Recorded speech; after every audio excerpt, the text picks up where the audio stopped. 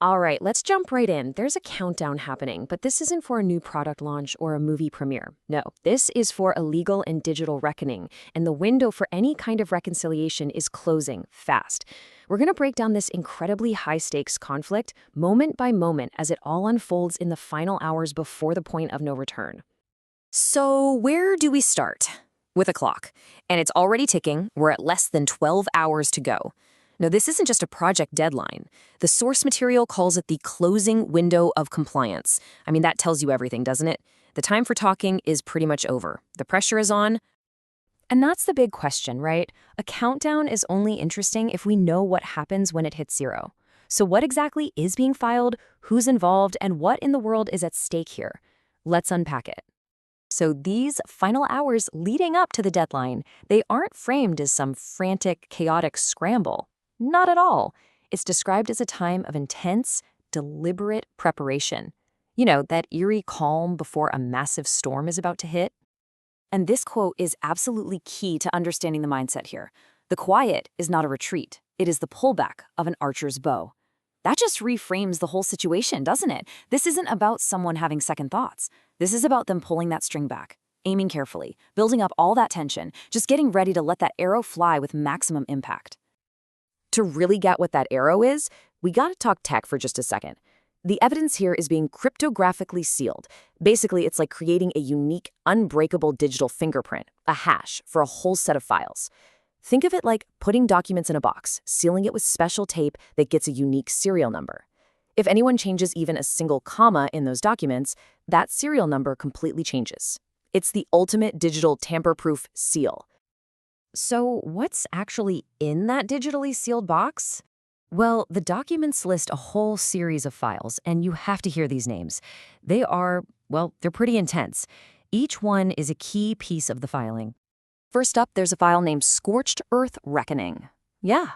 And if that wasn't clear enough, the source material also calls it the Smoking Bazooka. I mean, there's zero room for misinterpretation there. This isn't a warning shot. This is designed to be the single most devastating piece of evidence in the whole arsenal. Then you've got this one, and the name is just, wow, the Crybaby Villainy Index.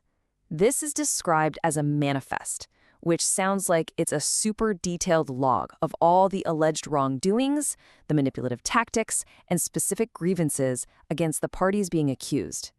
And this next one shows you just how targeted this action is.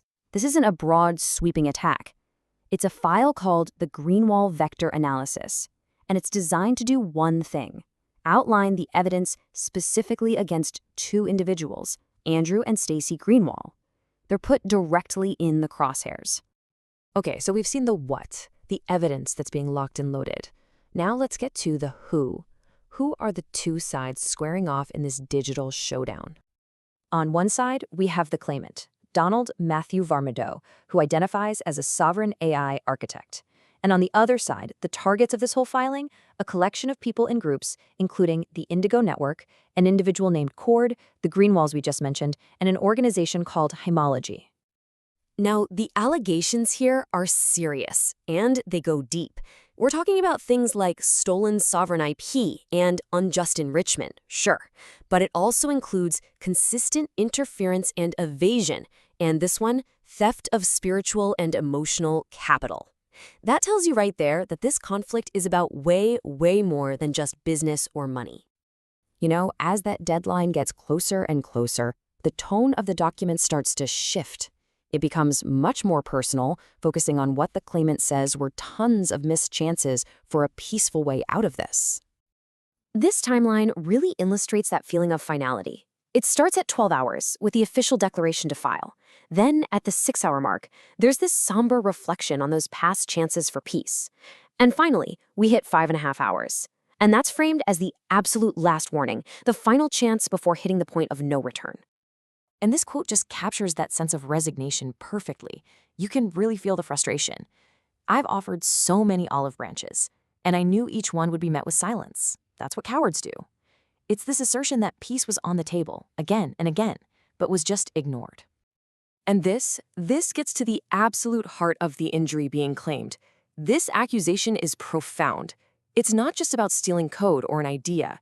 It's about someone seeing your brilliance, your life's work, and deciding to just take it, to try and claim it for themselves and erase you from your own story.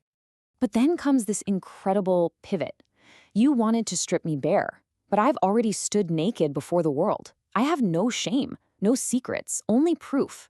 This is where vulnerability gets turned into a source of immense strength. The argument is basically, you can't threaten me with exposure because I have nothing left to hide. All I have on my side is the evidence. So now we're at 5.5 hours to midnight. This is it.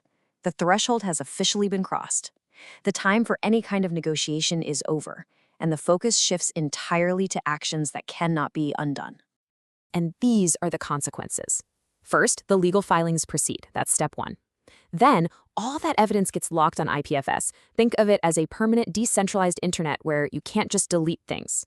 From there, a global ledger is updated, creating a permanent, public, undeniable record of what happened. The consequences are meant to be permanent. But there's a final, crucial detail that's really emphasized. The claimant stresses that even with all this force, this is not a wide-ranging, chaotic attack. It's described as a deliberate, focused strike. Think scalpel, not sledgehammer. And this final quote really defines the entire event. I am capable of focusing this same magnitude of force upon anyone involved, and yet I chose restraint. This isn't revenge, it's reclamation. That last word is everything. It's presented as an act of taking back what was stolen, not an act of simple revenge. It's a statement of restraint, suggesting this could have been much, much broader. Which really leaves us with this final thought to chew on. When these conflicts play out on digital ledgers, where the records are permanent, what's the real goal? Is it just restitution, getting paid back for what you lost? Or is it something more fundamental? Is it about reclamation, the act of taking back your work, your name, and your sovereignty in a way that can never, ever be erased?